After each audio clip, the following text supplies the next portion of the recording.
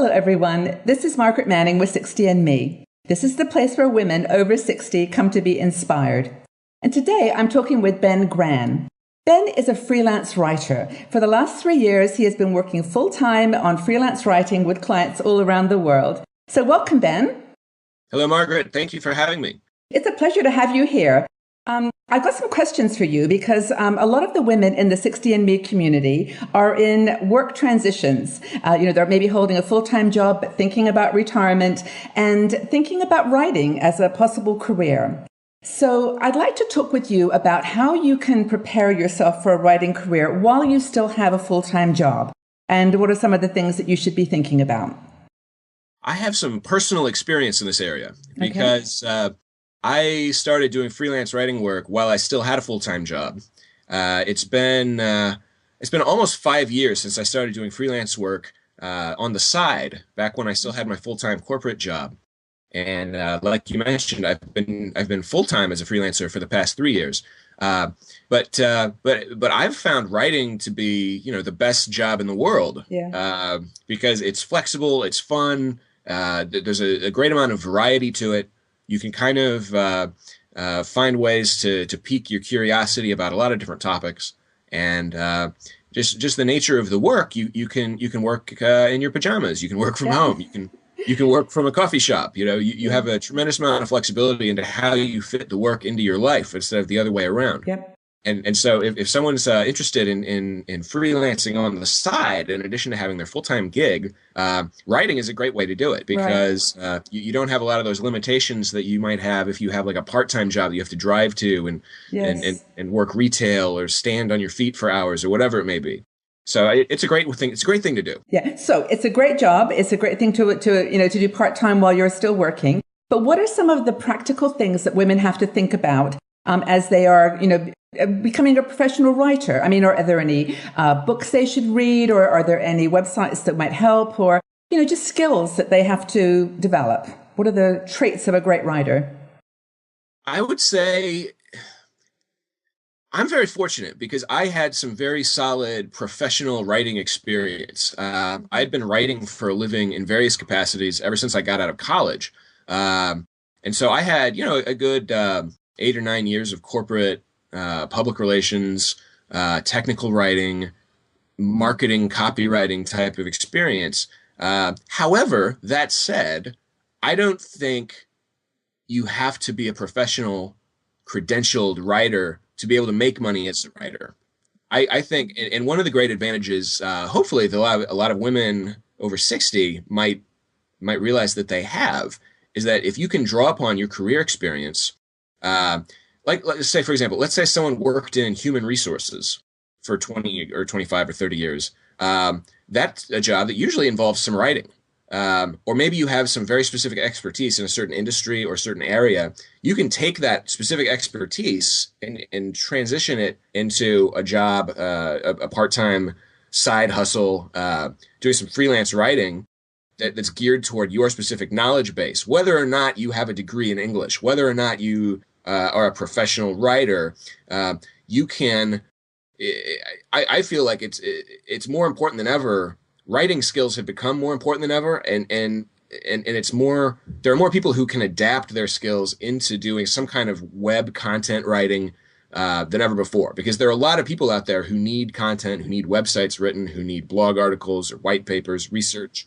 So there are a lot of different niches to fit into, and I think. It is funny because just if you just look at the time that people spend on social media, the time that people spend on Facebook, so much of that is geared toward writing. Like people are writing in their spare time more than ever before, and we just don't call it that.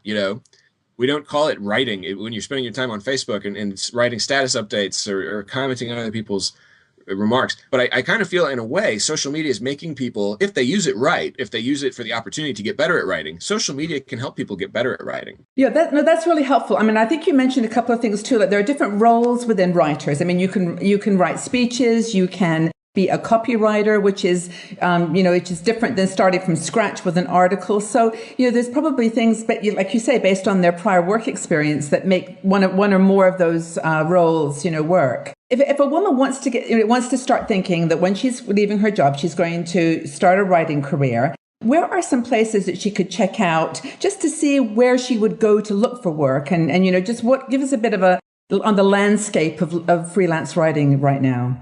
Definitely. I started out on a website called Elance, kind of like the word freelance, but Elance. And Elance is a worldwide online marketplace for freelance projects. It's kind of like eBay for freelance work. Okay, Elance. I would recommend that people check out Elance. Okay. If you are interested strictly in working online, finding clients online, I feel like that's a pretty good place to start. Because there's a broad range of projects posted on Elance. Anyone can sign up for Elance. You don't have to have a degree in writing or some writing related subject area. And basically, the way Elance works is it's kind of like online dating. Okay. In that you set up a profile, right. you upload a photo of yourself or a logo of your company if you have a company, as the case may be, and you tell people about what you do and what kind of skills you have, and you can upload samples of writing that you've done. And then once you have a profile set up, you can go out onto the site and bid on projects. And you can, and there are hundreds of jobs updated every day from people all over the world who are looking to hire people to write things for their businesses. And a lot of times it's articles for websites on any topic under the sun. Sometimes, and Elance, like I mentioned, is a global site. And so some of the jobs are, they don't pay what someone in the Western English speaking world would need. So not all the jobs on Elance are going to be for you, and that's fine, but you just have to go into it with that expectation. But I've found all of the best clients I've ever had in 5 years of freelancing have come from Elance pretty much. Because you never know who you're going to meet. I've met people from all over the world, companies of all sizes, all kinds of different industries, but very cool people, really talented people, and they pay me well for what I do. So you can find the right clients on Elance. So that's a really good suggestion. So we'll advise people to check that out first, because I think the beauty of doing this while you're still working is that you can do it just 1 or 2 hours a day or just on the weekends. You can get your feet a little bit wet without without giving up your job. But it sounds to me like, from what you're saying, that there's a lot of opportunity for writing online these days, writing articles, writing blog posts, writing press releases, or even just a communication, statement. So it sounds like that might be a really good thing for people to consider.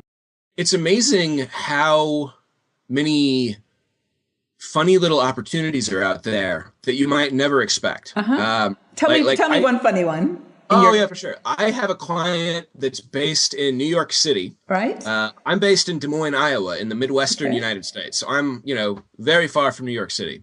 But I have a client based in New York City. They are in the plastic recycling trading industry. Okay. They which is amazing. I didn't even know that this industry existed until I started working with these guys at this company. But they buy and sell scrap plastic, like big trucks full of scrap plastic that's bought and sold between manufacturers of drinking water bottles and companies that create scrap plastic as part of their business operations. And then this company, my client, works as an intermediary to buy and sell and arbitrage the prices of scrap plastic depending on the fluctuations in the market every day. And they hired me to write their website and write articles, and it was something I knew nothing about.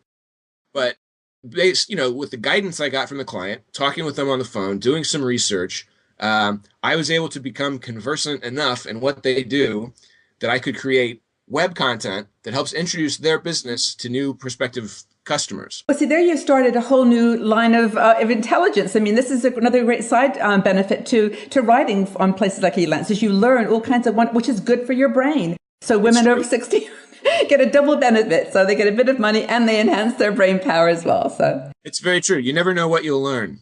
And hopefully it'll all be useful. Well, thank you for that. I think that if you could just summarize maybe in a couple of words, what you think are the 3 characteristics of a good writer. I mean, what are the things that they should be perfecting? I would say Nurture your sense of curiosity. You need to be able to learn a little about a lot. Okay. And that can be hard because I think sometimes we learn a lot about a little. And and that was one of the reasons I started freelancing in my spare time while I Yeah. still had a job. I Yeah. kind of was looking for something interesting outside of my daily work. So Uh, curiosity. yeah, curiosity is one. Okay. Hustle is one. I like Uh, it. Hustle. You just gotta, especially as a freelancer, you just have to keep pursuing opportunities. You have to keep introducing yourself to prospective clients, keep bidding on projects. You have to keep a steady pipeline of opportunities coming. And then third, really, I think is just good client service. Respond to emails promptly, be polite, be courteous. This is all pretty basic stuff, but I think if you have a little bit of added level of professionalism to the way you work, it'll come through even via email, even via Skype, even via phone calls with your clients. You don't have to work in person with people to build really strong working relationships. And so I think a lot of women over 60 have all of these advantages. You don't have to feel that you're at a disadvantage because it's those human characteristics, that curiosity and the hustle and just the professionalism, knowing how to treat people and operate well in a business environment that they'll carry you forward. Okay, so no, that is brilliant. That's great advice. So I hope that you've inspired some women to think seriously about writing as a career, and you clearly have made a huge success of it. So thank you so much for your time, Ben. I really appreciate it. That's good. Thanks so much, Margaret. Thank you.